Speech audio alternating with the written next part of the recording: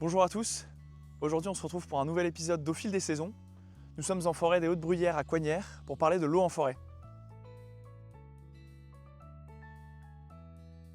L'eau, bien évidemment, c'est le point de départ de toute vie en forêt. Mais l'été, cette eau elle peut se faire rare. Certains cours d'eau qui ne coulent que quelques mois par an s'assèchent, disparaissent. Et alors tout l'écosystème s'en retrouve bouleversé.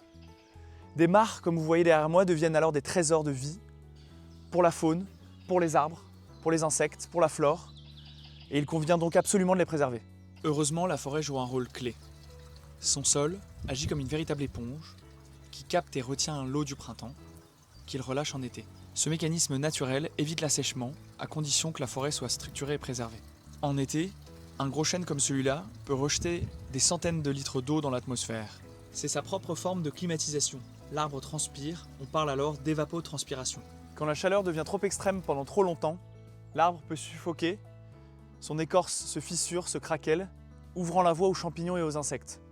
On a ici un chêne qui malheureusement n'a probablement pas tenu la sécheresse de 2022 et qui aujourd'hui est complètement sec. Il sera conservé en arbre biodiversité. Autre phénomène visible, pour se protéger, certains arbres perdent leurs feuilles dès le mois de juillet afin de réduire leurs besoins en eau et ainsi être plus résistants face aux canicules et aux sécheresses prolongées. L'eau est le point de départ de la forêt et la forêt joue un rôle capital dans le cycle de l'eau.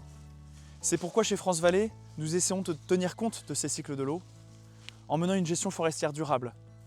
Préserver le couvert forestier, favoriser des opérations douces en forêt, maintenir des sols vivants, ce sont des choix concrets pour faire face aux sécheresses de demain.